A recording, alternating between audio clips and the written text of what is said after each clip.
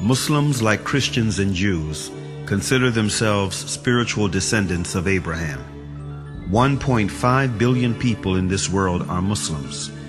250 million of them are Arabs, and over 1.2 billion are non-Arabs. There are Chinese Muslims, European Muslims, American Muslims, Latino Muslims. 1 out of every 5 people in this world is a Muslim, which is enough reason to learn about Islam. It is important to realize that Islam is not just a religion, but it is a complete, comprehensive way of life. It's not something that we only do on Fridays, but it carries over into our workplace, our families, our communities, and our friends. Linguistically, in the Arabic language, the word Islam comes from the root word salama. And from this root, you can have 3 different words with 3 different meanings. The first one is submission, the second one is purity, and the third one is peace. Submission, purity, and peace. Surprisingly, the word Islam Islamically carries those 3 meanings. The word Islam Islamically means that if any person fully submits himself or herself to the will of God and worships God purely without any association with God, worships God alone, he or she should live in peace and harmony in this life and in the hereafter. So the word Muslim in the Arabic language doesn't mean literally a follower of Prophet Muhammad. The word Muslim literally means someone who submits to the will of God and worships God alone.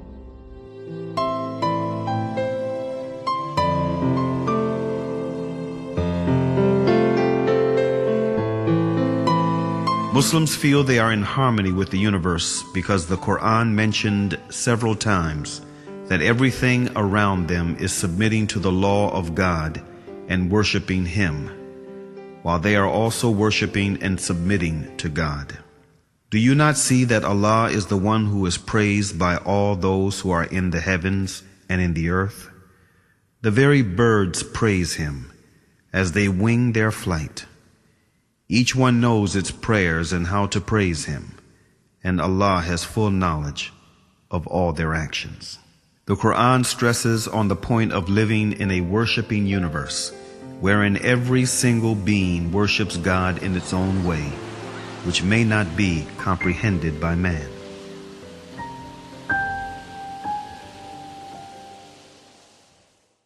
The Quran says, "The 7 heavens, the earth, and all beings therein declare His glory. There is not a single thing that glorifies Him with His praise, but you do not comprehend their hymns of His glory." These verses become very inspiring for me when I hear the birds twittering early morning or at sunset. I say, oh my God, can this be their 2 prescribed times of prayer? Or when I go to the lake and I see the duck swimming in a V shape like that, I say, can this be a congregation prayer that they do? And this duck in the front, can it be the Imam duck? I look at the creation like musicians in a concert. Each one is playing one instrument, but at the end, all of them are contributing to the same tune. The universe is in harmony.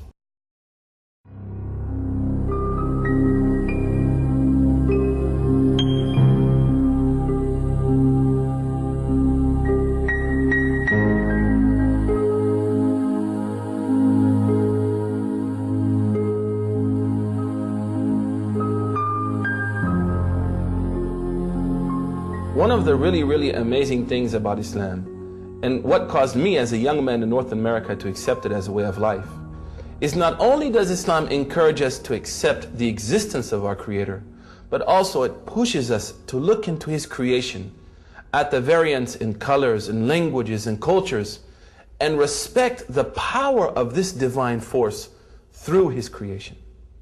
One of the most basic facts in Islam and most important beliefs is that there is a Creator.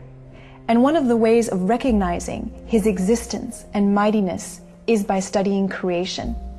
The Creator said to those who believe and those who do not believe in the Quran, "In the creation of the heavens and the earth, and in the alternation of the night and the day, there are signs for people of understanding."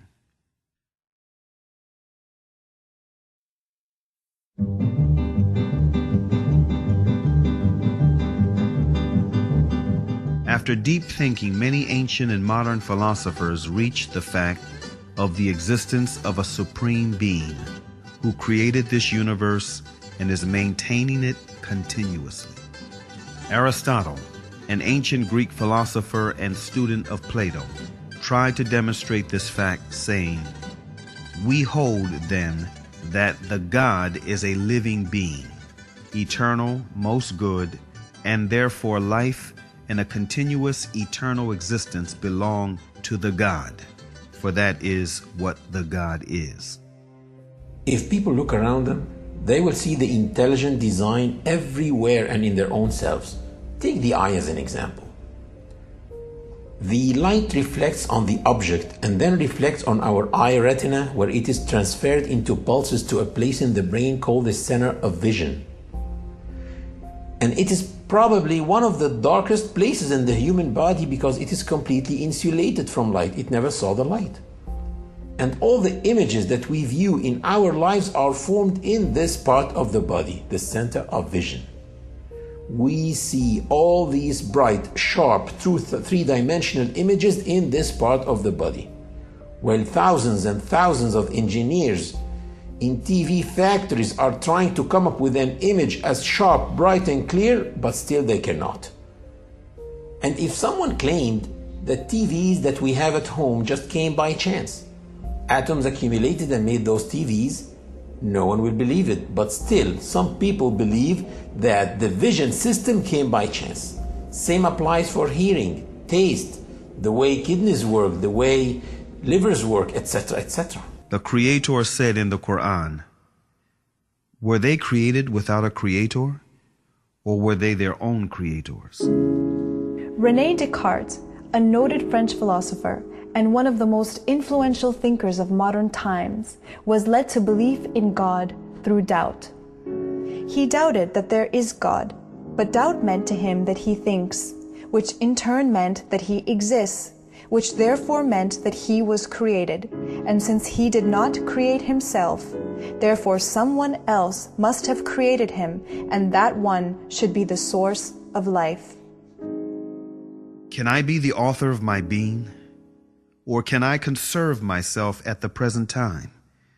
If this would be the case, then the idea of a perfect substance would be caused by my own mind. In order for this to be, I should have to be God himself. As this, I am clearly not. Infinity is before finitude. Immanuel Kant, one of the most influential thinkers of modern times, who is regarded as the last major philosopher of the Age of Enlightenment, was impressed by all the variations, numerations, and synchronizations in this world that make the existence of an omnipotent supreme being a fact. This present world presents to us so immeasurable a stage of variety, order, fitness, and beauty.